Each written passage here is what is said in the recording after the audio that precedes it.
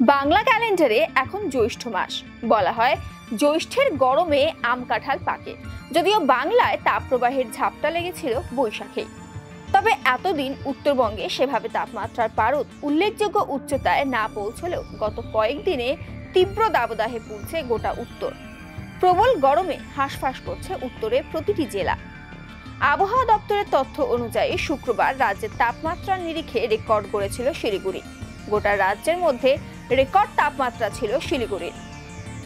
গতকাল শিলিগুড়ির সর্বোচ্চ তাপমাত্রা ছিল 40.3 ডিগ্রি সেন্টিগ্রেড, যা শিলিগুড়িতে অতীতে কখনোই হয়নি। এদিকে আজও আবহাওয়া দপ্তরের তথ্য অনুযায়ী শিলিগুড়িতে তাপমাত্রা 38 থেকে 40 ডিগ্রি সেন্টিগ্রেডের মধ্যেই ঘোরাফেরা করছে। চড়া রোদে খা খা করছে শহর। এমন পরিস্থিতিতে অনেকেই অসুস্থ হয়ে পড়ছেন।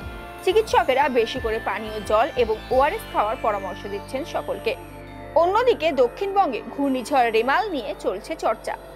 আবহাওয়া দপ্তরের তথ্য অনুযায়ী রেমালের প্রভাব উত্তরবঙ্গেও পড়তে চলেছে বলে পূর্বাভাস রয়েছে।